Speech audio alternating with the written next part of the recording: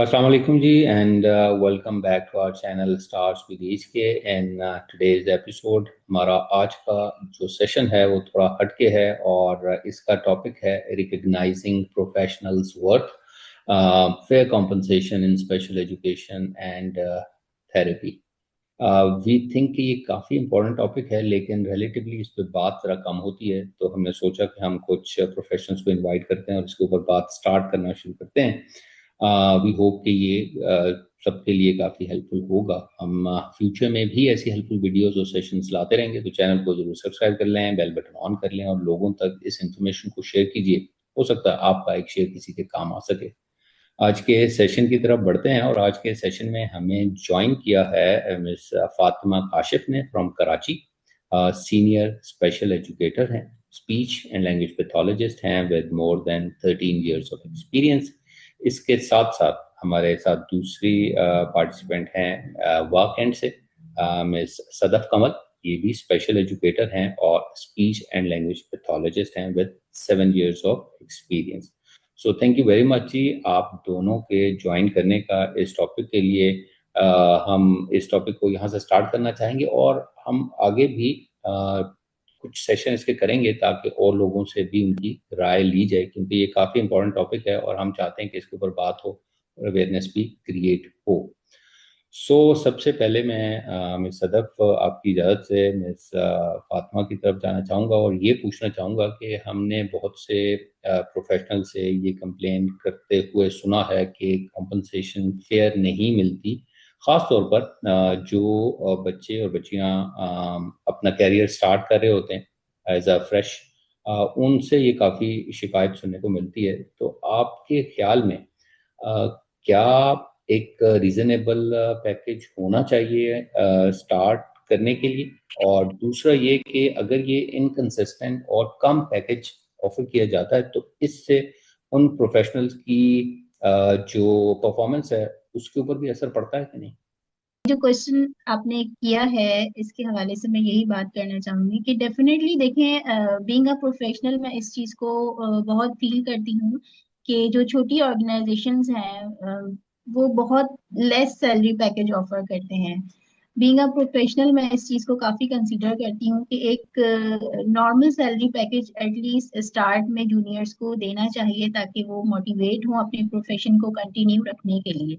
Specially in the field of special education हमारी जो values जो हैं वो काफी लो होती हैं कि लोग जो हैं वो उस तरह से इस प्रोफेशन को आई थिंक अब तक जो है वो वैल्यू नहीं कर पा रहे हैं जैसे कि और प्रोफेशंस को वैल्यू दी जाती है, लाइक डॉक्टर्स हैं, इंजीनियर्स हैं, उनके अपने अपने डोमेन्स में जो है वो एक्सपर्टीज होती हैं, तो कोई जो है वो उनकी एक्सपर्टीज पे क्वेश्चंस नहीं करता। लेकिन हमारी चीजों को जो है वो आई थिंक एज अ बिल्कुल नॉर्मल स्पेशल एजुकेटर काउंट किया जाता है, जबकि हमने इस फील्ड में एक प्रॉपर एजुकेशन हासिल की हुई होती है, 4 इयर्स 6 इयर्स की ली हुई होती है। तो मेरे हिसाब से तो हम डिजर्व करते हैं एक अच्छा सैलरी पैकेज ताकि हम मोटिवेट हो सकें और कंप्लीट एक प्योर डेडिकेशन के साथ वर्क कर सकें, क्योंकि स्पेशल नीड्स स्टूडेंट्स के साथ वर्क करना इट्स नॉट नॉर्मल। ये बियॉन्ड द लिमिट्स जाकर हम जो है वो उन स्टूडेंट्स के साथ या उन चिल्ड्रंस के साथ वर्क करते हैं और अपनी फुल डेडिकेशन के साथ वर्क करते हैं। तो आजकल के दौर के हिसाब से एटलीस्ट इतना सैलरी पैकेज तो हो कि उसमें हमारी बेसिक नीड्स को जो है वो फुलफिल किया जा सके। क्योंकि मेरे ख्याल में और जो ये पैकेज कम से कम भी मेरा ख्याल है जो गवर्नमेंट ने लेबर फोर्स के लिए भी जो अप्लाई किया हुआ है, एटलीस्ट आई थिंक अराउंड 40,000 तो है। तो मैंने देखा है इससे भी कभी कभी कम पैकेज भी ऑफर किया जा रहा होता है। तो आप क्या समझती हैं कि एक नॉट आइडियल बट एटलीस्ट एक इतना तो होना चाहिए कि 50+? बिल्कुल ऐसा ही है। आई एम सॉरी टू से बट मैंने बहुत सी ऐसी ऑर्गेनाइजेशंस देखी हैं जो विन 25,000 30,000 भी ऑफर कर रही होती हैं, लेकिन which is very less. I think कि देखें, एक लेबर को भी जो गवर्नमेंट पे कर रही है वो 40,000 है एटलीस्ट। तो क्या आप एक स्पेशल एजुकेटर को या एक थेरेपिस्ट को जो अपने पर्टिकुलर डोमेन में एक पूरी एजुकेशन लेकर इस फील्ड में सर्व करने आए हैं, तो आप एटलीस्ट उन्हें लेबर से भी कम कंसीडर ना करें, क्योंकि देखिए डेफिनेटली वो पर्टिकुलर फील्ड में नॉलेज लेकर आए हैं, स्किलफुल हैं, तभी वो जो है वो अपनी सर्विसेज को पब्लिकली सर्व करने आ रहे हैं। तो हम्म आई थिंक कि तमाम लोगों को जो है वो इस चीज को कंसीडर करना चाहिए। मेरे हिसाब से कम या एटलीस्ट जो इनिशियल पैकेज आपने ऑफर करना चाहिए, तो वो आई थिंक 60,000 तो हम्म हो हम्म एटलीस्ट। हम्म फिर वो according according to your experience, वो बेशक आप उसे जो है वो रेज देते रहें, अकॉर्डिंग टू द एक्सपर्टीज आप उसे रेज देते रहें। बहुत से प्रोफेशनल्स ऐसे होते हैं जो अपनी स्किल्स को अपग्रेड करने के लिए बहुत सारे इस तरह के प्रोफेशनल कोर्सेज को अटेम्प्ट कर रहे होते हैं, हम्म जिनकी वैसे भी फीसेस बहुत ज्यादा होती हैं, अगर आप देखें तो वो लेग्स तक जाती हैं। हम्म तो डेफिनेटली जब हम अपनी स्किल्स को इन्हांस करने के लिए इतना पैसा लगा रहे हैं, तो रिजल्ट में भी हम ये चाहते हैं कि हमें कुछ इस तरह का पैकेज मिले जिससे एटलीस्ट हमारी जो बेसिक नीड्स हैं वो फुलफिल हो सकें, और हमारी जो सर्विसेज हम लोगों तक पहुंचा रहे हैं एटलीस्ट वो पे ऑफ हो सकें। हम्म। तो मिस सदफ, आप क्या कहती हैं इस बारे में? आपके क्या कमेंट्स हैं, क्या फीडबैक है आपका? मिस फातिमा ने जो भी बात की है ना, बिल्कुल ठीक की है। तो मैं भी यही कहना चाहूंगी कि हमारी जो हाँ नीड्स है, जितनी हमें पे की जा रही है ना, वो फिल अब आप ये देखें ना कि हम जब घर से निकलते हैं तो हमारे जो आने जाने के एक्सपेंस है, वो ही आप हम्म उससे से अंदाजा लगा लें कि वो आप पूरे कर सकते हैं आजकल कितने एक्सपेंस है, कि आप फेयर नहीं पे कर सकते। आप ये सारी चीजें भी तो मैटर करती हैं। और 25-30 हम अक्सर देख रहे होते हैं कि 25-30 के आप पे कर रहे हैं, कि आप इतनी डिमांड कर रहे हैं कि एक थेरेपिस्ट को आप दें। तो उसमें आप देखें कि आने जाने का जो हमारा एक्सपेंस है वो ही निकल जाएगा। तो हमारी जब नीड्स नहीं फुलफिल होगी तो हम मैं आज फिर इस वजह से, इन्हीं रीजन की वजह से लोग पाकिस्तान में रहना भी नहीं जा रहे, हम्म कि यहाँ बेहतर है कि हम बाहर मूव कर जाएं। वही ये सारी सिचुएशन है जिसके अकॉर्डिंग लोग बाहर जाना चाह रहे हैं। कि हमारी जो स्पीच ये स्पीच थेरेपिस्ट है, जितने भी थेरेपिस्ट हैं, उनको उसके उनके जो हम लोगों ने पे किया, हम लोग जब स्टडी भी कर रहे हैं, हम लोग कितने लाखों के हिसाब से हम फी पे कर रहे हैं, लेकिन हमें उसका रिटर्न जब नहीं मिलता, तो फिर हर कोई ये चाहता है कि भाई हम पाकिस्तान से बाहर चले जाएं। इस्लामाबाद में हालांकि वो इतना आप ले रहे हैं, एक हम्म क्या कहते हैं, लाख के हिसाब से ले रहे हैं, एक एक उनके सेशन की उतनी उतनी ज्यादा फीस है। लेकिन जब वो उनको देने क्या होता है, तो वो फिर उनके पास होता है कि हम लोग भी इतना लगा रहे हैं, हम लोग भी ये कह रहे हैं। जो भी ऑनर होंगे वो ये कहेंगे हमारा इतना बजट है, हमारा ये है, उनके ये बहुत ज्यादा एक्सक्यूजेज होते हैं।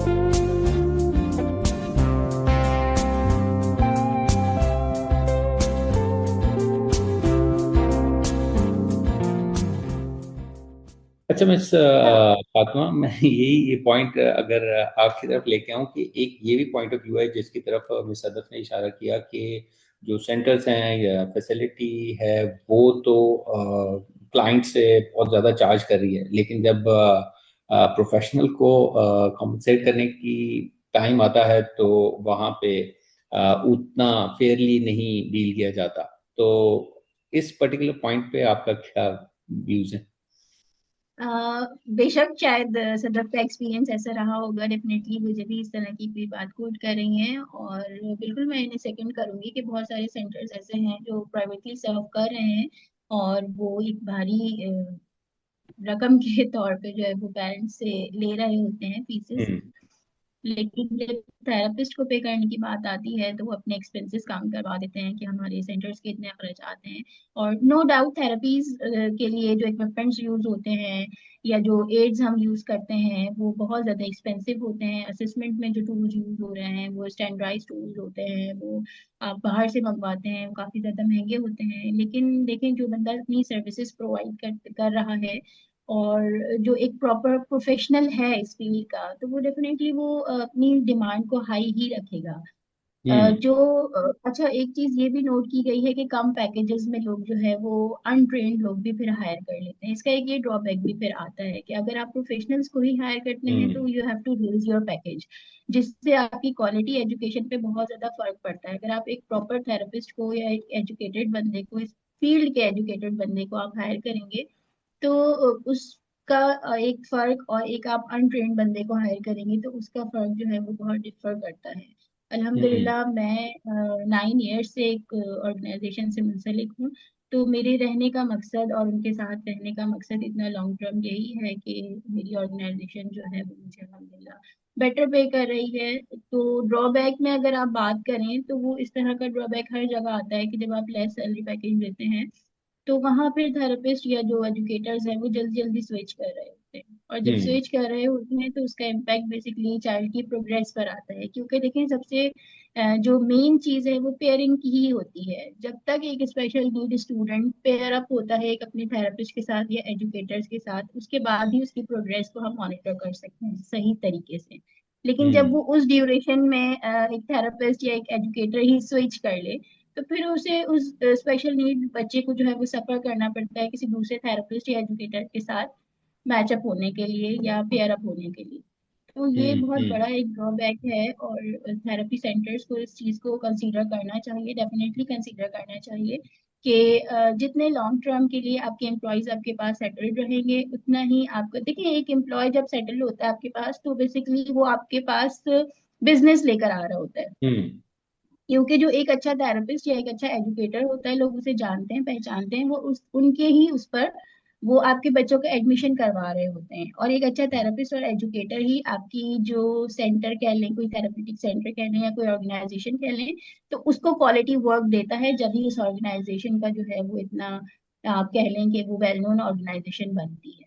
तो ये हम्म डिपेंड करता है कि आप कितने क्वालिफाइड थेरेपिस्ट या कितने क्वालिफाइड एजुकेटर्स को आप फैसिलिटेट कर रहे हैं और क्या पैकेज आप उन्हें दे रहे हैं। पैकेज के अलावा हम्म भी बहुत सारी चीजें होती हैं जो आप कंपनसेट करते हैं, like in the form of leaves हैं, इन द फॉर्म ऑफ कुछ एक्टिविटीज हैं या वेलबींग्स हैं। एम्प्लॉयज की वेलबींग्स के लिए बहुत सी ऑर्गेनाइजेशन काम कर रही है, क्योंकि देखिए हमारा जो डोमेन है वो बहुत एक तरह से अगर आप देखें तो एक स्ट्रेसफुल जॉब भी कह सकते हैं आप इसे, हम्म क्योंकि स्टूडेंट्स के साथ आपने कंटिन्यूअस एक एफर्ट करनी है, आपकी फिजिकल एफर्ट भी उसमें जा रही है, आपकी मेंटल एफर्ट भी जो है वो उस काम में लग रही है।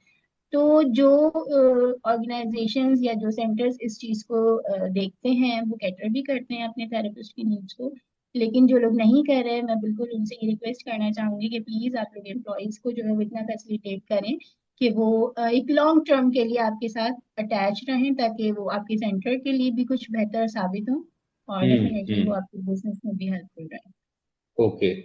अच्छा मिस सदफ की तरफ अगर मैं आऊं और इस चीज़ को आगे बढ़ाऊं कि इन्होंने बात की कि अनट्रेन्ड स्टाफ भी हायर कर लिया जाता है ताकि उसको कम पैकेज दिया जाए, तो क्या ये इफेक्ट डालता है? बहुत से लोग इंडिपेंडेंट भी काम कर रहे होते हैं, तो क्या ये फिर अगर कम पैकेज पे अनट्रेन्ड स्टाफ मिल रहा होता है तो इससे जो ट्रेन स्टाफ है या जो एक्चुअल ऑथेंटिक स्टाफ है उसकी हायरिंग करते हुए भी जो है वो पैकेज को निगोशिएट इस बेस पे किया जाता है कि वो तो इतना ले रहे हैं तो हम हमारे पास है ऑप्शन। तो अगर ऐसी सूरत हाल हो तो फिर आप लोगों के पास या प्रोफेशनल के पास क्या ऑप्शन रह जाती है? क्या उसको खुद कम पैकेज पे आना ही एक ऑप्शन रह जाती है? ऐसा होता है क्या?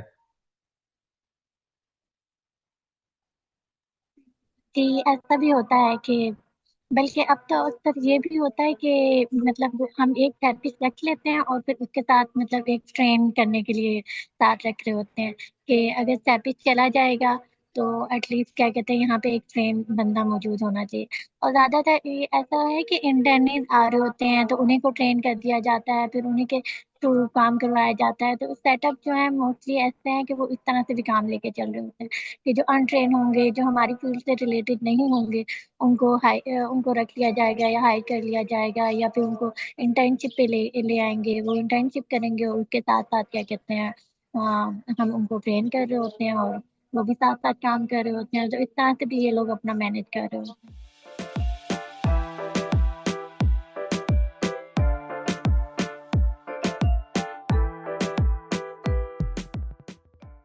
अच्छा, ये भी एक ग्रुप में ये भी डिस्कशन हो रही थी कि इंटर्न हायर तो इंटर्न ही करते हैं और उससे काम जो है वो थेरेपिस्ट का ले रहे होते हैं या सॉर्ट ऑफ थेरेपिस्ट का ले रहे होते हैं, और जो क्लाइंट है उनसे तो चार्ज कर रहे होते हैं लेकिन इंटर्नी को नहीं दे कॉम्पनसेट कर रहे होते हैं। ऐसा एक्सपीरियंस होता है आप लोगों के सामने? ऐसा भी? जी बिल्कुल ऐसा एक्सपीरियंस होता है।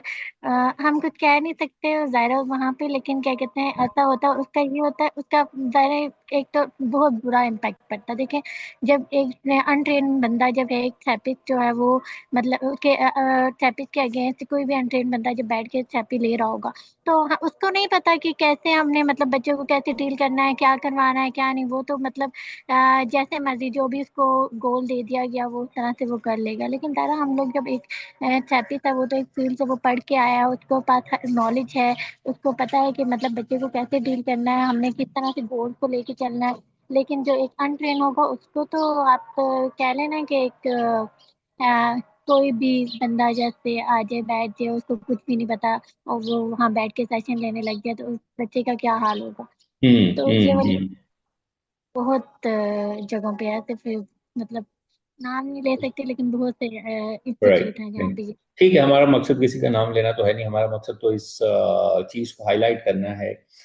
अच्छा, अगर मैं वापस मिस फातिमा की तरफ आऊं और ये पूछूं कि बहुत से जो, बेशक आप इस पे भी अगर कोई कमेंट करना चाहें तो आपको पूरी इजाजत है, लेकिन मैं ये पूछना चाह रहा हूं कि बहुत से प्रोफेशनल्स इंडिपेंडेंटली काम करते हैं, उसमें उनका इंटरेक्शन ज़्यादातर पेरेंट्स से हो रहा होता है डायरेक्टली।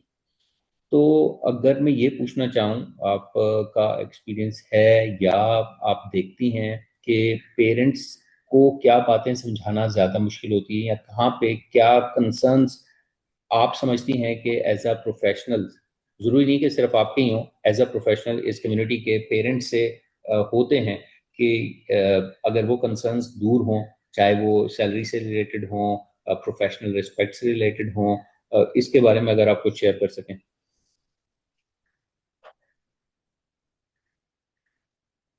जी बिल्कुल, ऐसा होता है कि जब आप डायरेक्टली, क्योंकि बहुत सारे थेरेपिस्ट या एजुकेटर्स होते हैं जो प्राइवेट सेशंस भी ले रहे होते हैं, तो वो डायरेक्टली जो है वो फिर उनका लिंक पेरेंट्स के साथ ही होता है। अच्छा देखिए, इस फील्ड में जो है वो आपको हर तरह के लोग मिलते हैं जो आपकी सर्विसेज को बहुत वैल्यू भी करते हैं, और कुछ लोग होते हैं जो आपकी सर्विसेज को इतना अच्छे तरीके से नहीं समझ पाते हैं।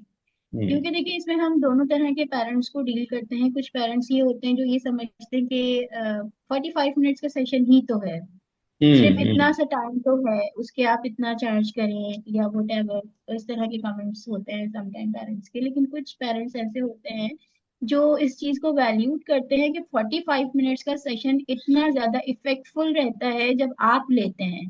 क्योंकि हम्म वो जब नॉर्मल एजुकेटर ले रहे हैं उसे बेसिकली वो स्ट्रेटेजीज या वो टेक्निक्स नहीं पता है जिनको हम फॉलो कर रहे हैं। क्योंकि हमारी प्रैक्टिसेस में वो पर्टिकुलर टेक्निक्स और वो टीचिंग मेथोडोलॉजीज हमें पढ़ाई जाती हैं, हमें बताई जाती हैं, जो बहुत ज्यादा इफेक्टिव होती हैं। और as a multi disciplinary team हम उस अप्रोच को लेकर चल रहे होते हैं।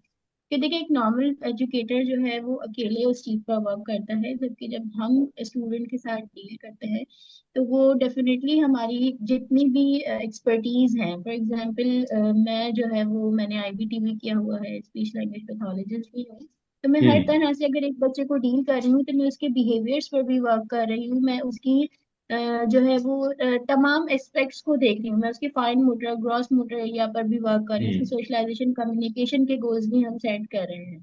तो इस तरह के पेरेंट्स भी हमें देखने को मिलते हैं जिन्हें हमें खुद से बताना होता है कि हमारी क्या वैल्यूज हैं और हम किन किन डोमेन्स पर वर्क कर रहे हैं। लेकिन कुछ पेरेंट्स इतने ज्यादा बहुत ज्यादा कोऑपरेटिव होते हैं जिन्हें पहले से जो है वो अवेयरनेस होती है, और वो हमारे वर्क को जो है वो काफी ज्यादा प्रमोट कर रहे होते हैं और काफी ज्यादा हम्म अप्रिशिएट कर रहे होते हैं।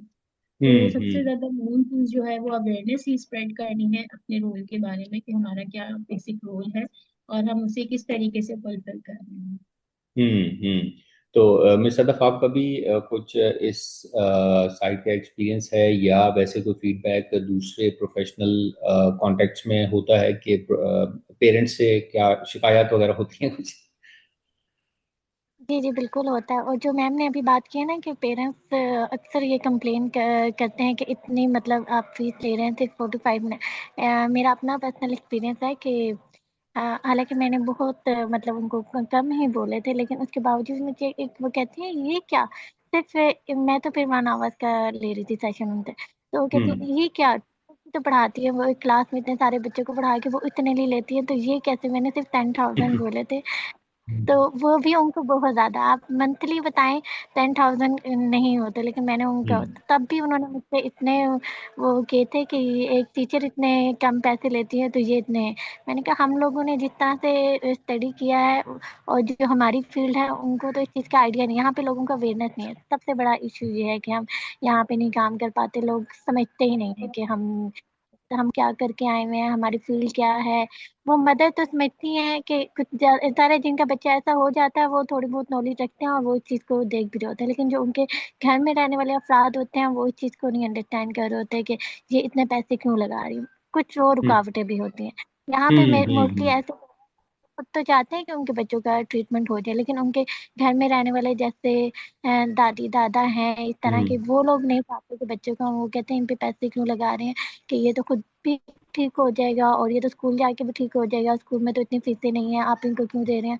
उनको ये नहीं पता कि 1-on-1 सेशन की क्या वैल्यू है। ज़रा एक बच्चे हम्म को आपको अटेंशन देनी पड़ती है।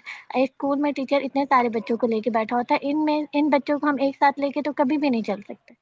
इनको तो आपको हम्म 1-on-1 सेशन देना होगा तो ज़्यादा इफ़ेक्ट होगा। एक बच्चा वो अलग क्लास में बैठे हुए हैं बहुत सारे बच्चों को भी, तो इनके आप बिठा लें क्लास में, क्या फ़ायदा होगा? किसी की कोई भी इनकी थेरेपी नहीं हो सकती किसी सूरत भी ग्रुप सेशन में, तो ये लोग कभी भी इम्प्रूव नहीं कर सकते। तो ये वाले हम्म एक्सपीरियंस भी होते हैं हमारे साथ। पेरेंट्स हम्म के राइट। रिलेटिव्स हैं वो। हाँ नहीं नहीं, ये तो है कि वो बच्चे की असेसमेंट करने के बाद ही कुछ बच्चों को तो ज़रूरत होती है 1-on-1 सेशन की, और उसके बाद वो शायद तैयार हों अपनी बेसिक चीज़ों को पूरा करने के बाद ग्रुप सेशंस के लिए या क्लास में बैठने के भी, सिटिंग स्पैन और बिहेवियर की एडजस्टमेंट वगैरह, तो वो तो बिल्कुल क्वेश्चन हो सकता है। ओके, अच्छा, वन इसके अलावा, लास्ट। जी जी जी सॉरी टू जी इंटरप्ट बताइए। यू, एक नो पॉइंट नो। यहाँ पर और ऐड करना चाहूंगी। इसके अलावा इन बच्चों के साथ डील करने के लिए एक प्रॉपर आपको स्ट्रक्चर्ड इन्वायरमेंट क्रिएट करना पड़ता है, जो लेस डिस्ट्रक्टिव हो, जिसमें हम्म डिस्ट्रक्शंस बहुत कम से कम हो। तो देखिए, वो इन्वायरमेंट क्रिएट करने के लिए भी जो है वो फाइनेंसेस रिक्वायर्ड होते हैं। हम्म बेसिकली हमारा जो हमारी फाइनेंसेस उन चीजों पर भी लगे हुए होते हैं। टीचिंग एड्स जो है वो अपने प्रॉपर बच्चों की नीड्स के अकॉर्डिंग आप जो है वो रखें। टीचिंग एड्स को जो है वो आप मेंटेन रखें, और स्टूडेंट्स की नीड्स के अकॉर्डिंग आप स्ट्रेटजीज बनाएं, प्लान्स करें। तो देखिए, ये एक कोई ट्यूशन तो नहीं है ना। बेसिकली हमने एक स्टूडेंट को हम्म बैठाया और पढ़ाना शुरू कर दिया। नॉर्मल बच्चों से बिल्कुल एक ये डिफरेंट पैटर्न के होते हैं स्पेशल नीड्स स्टूडेंट्स। तो इनकी नीड्स भी बेसिकली डिफरेंट होती हैं। तो अगर हम या कोई भी थेरेपिस्ट अगर चार्ज करता है तो वो इन तमाम चीजों को देखते हुए चार्ज करता है कि अकॉर्डिंग टू द नीड्स उस बेसिक स्टूडेंट की जो है वो रिक्वायरमेंट्स क्या हैं, ताकि हम उन रिक्वायरमेंट्स को भी फुलफिल कर सकें। हम्म। ओके, वन लास्ट क्वेश्चन मैं पहले मिस सदफ की तरफ पूछ लेता हूँ, फिर मिस फातिमा से वही सेम क्वेश्चन ही है कि आप क्या समझती हैं कि एक दो कौन से मेन स्टेप्स हो सकते हैं फ्यूचर में, जो कि इन चीज को, जो फेयर कॉम्पनसेशन की हमने बात की और लोगों की, पेरेंट्स की अंडरस्टैंडिंग की, इस हवाले से क्या स्टेप्स हैं जो कि हेल्पफुल हो सकते हैं कि हम इस चीज को किसी हद तक एड्रेस कर सकें इन फ्यूचर। मुझे लगता है कि सबसे पहले तो पेरेंट्स को अवेयरनेस देने की भी बहुत ज़रूरत है। अवेयरनेस हम्म नहीं है जिसकी वजह से पेरेंट्स अंडरस्टैंड नहीं करते कि हम लोग अगर इतना चार्ज करें तो उसकी रीज़न क्या है। सबसे पहले तो उनको सही ब्रीफ किया जाए, क्योंकि ज़्यादा ये एक जो डिसेबिलिटी है, डिसऑर्डर है, हर घर में तो नहीं है ये।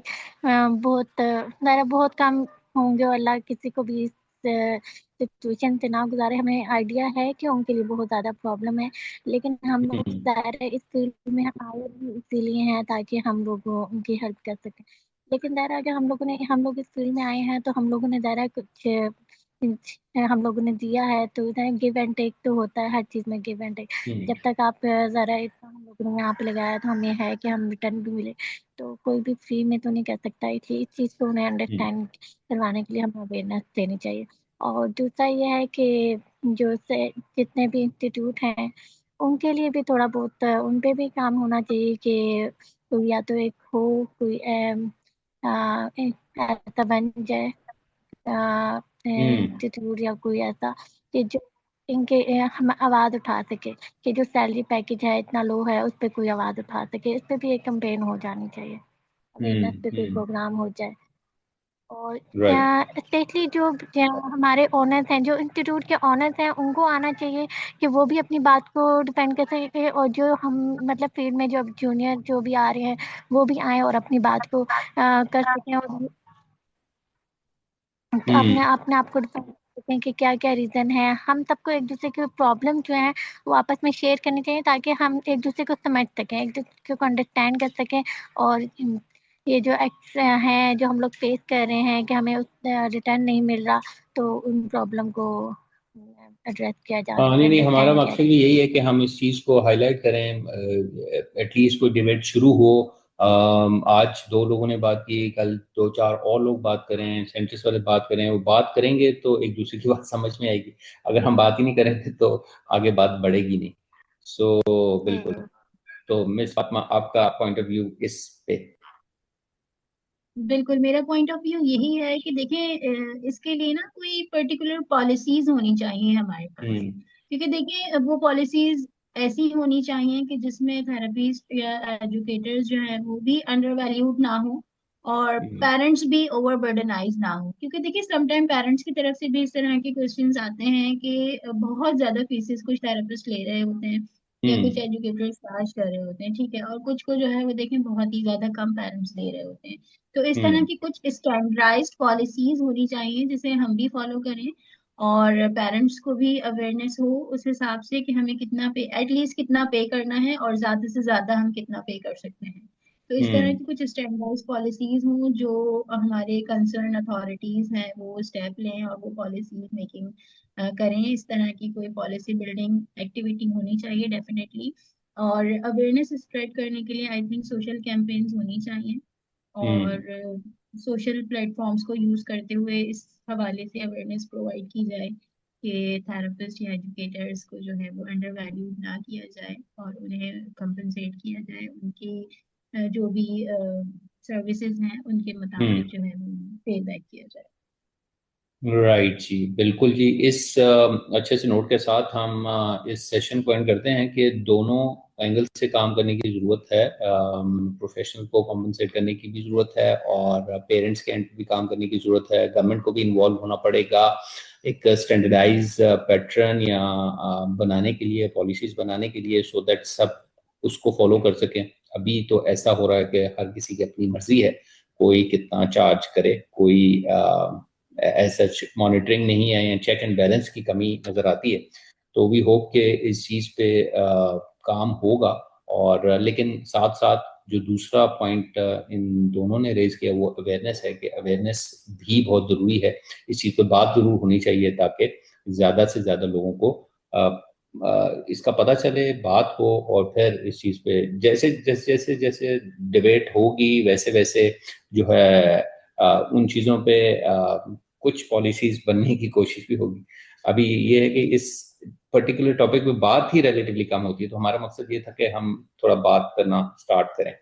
सो थैंक यू वेरी मच जी, आप दोनों का मैं दोबारा शुक्रिया अदा करता हूँ। और इंशाल्लाह हम आगे भी इस टॉपिक पे बात करते रहेंगे और कोशिश करेंगे आपको इंगेज करने की फिर से, और या और लोगों के साथ भी इंगेज करने की कोशिश करेंगे, सो दैट हम इस बात को आगे बढ़ाते रहें। सो आपका बहुत बहुत शुक्रिया दोनों का। Thank you so much. Thank you. आपको और इसी के साथ ही हम आप सबसे भी ज़्यादा चाहेंगे इंशाल्लाह नेक्स्ट सेशन में एक नए टॉपिक के साथ या नए गेस्ट के साथ मुलाकात होगी। तब तक के लिए अपना ख्याल रखिए। टेक केयर एंड अल्लाह हाफिज़।